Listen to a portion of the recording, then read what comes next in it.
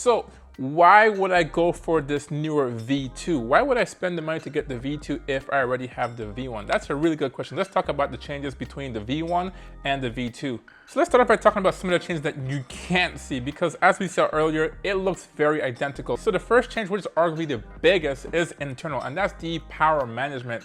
And not necessarily the battery, it's still the same 1S18650 battery, but how it manages the electricity and current in this whole unit. Now the V1 did a pretty decent job, powering external devices, but when you get to higher power levels, especially with the Crossfire module, then it really couldn't keep up with the demands of some, external modules. With the V2, they've done some dramatic changes to increase the capacity and capabilities of the electricity or electrical power output on this radio.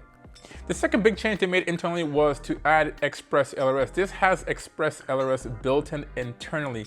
Now the V1 didn't have that. This has a 4-in-1 module, and to get Express ELRS, you would have to add an external module to the back, and then you would have Express ELRS. Now this is pretty cool in the V2 since Express ELRS is like the newest and latest and greatest thing going on in FPV. Mostly everyone is going to Express ELRS. Even manufacturers are now putting Express ELRS in their bind and fly. So to have Express ELRS built into this, I no longer have to have a module. I can just toss this into my bag and I'll have this. Now this is limited to 150 milliwatts, but that's pretty decent range, around 5 kilometers. Now if you want more than that, you can actually add the external module and get full capabilities on this, anywhere 30-40 kilometers. So that's still an option if you want more power. The next to go along with that is, because this has the latest and greatest Express ELRS on here, this thing is capable of 1000 hertz. Now that may be a little cop-out because that's also included in the latest version of Express ELRS, but before that you were limited to around 250 to 500 hertz on the older model. So to have 1000 hertz is crazy, really good for racing, and if you want to have really good response time, then you have faster refresh rates. The next change they made was having Edge TX on this radio, and I don't know if that's specific to Express ELRS or to the 4-in-1 module or protocol in this. This one here is the Express ELRS version, and I do think it's running OpenTX. I haven't powered this on yet, so we'll find out if it has Edge TX or OpenTX. Now the next change they made internally was having updated gimbals. These things feel very similar, as I said before, to the original ones. They're both Hall style gimbals, but these feel a little bit tighter, but that's probably because we haven't broken this in yet and used it too often, but it feels a little tight. Now coming to the external, one of the changes they made externally was the external bay. And as you can see right here, it looks very similar to the V1 if you take a look at it. Now they made a small and subtle change here, but it can save you a lot of time and hassle.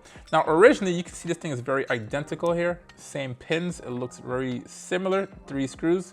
The difference here is this plug right here. Now to install and attach this little connection here, you had to open the radio, put the wires to the back and then plug it into a board in the radio. Now they put the connection here on the new one right on the back. So all I have to do is just plug this in and mount this, and it should be simple as that, probably 3 to 5 minutes. Really small install, but having the plug right here makes a huge difference, guys. The second change that they made externally was the SD card. Now the SD card, like, what's different about it? Well, they've actually included an SD card or micro SD card with this radio. The first one you had to buy, you could put whatever size in there. I think it was limited to around 32 gigs. It was the largest size.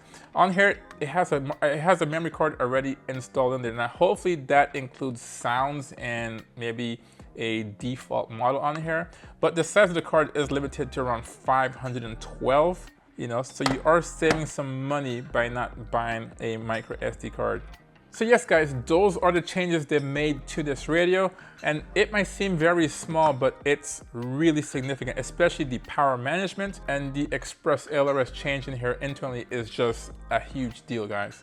So enough about the changes here, let's power this up and see how this thing behaves. I have my antenna on here, it's already connected.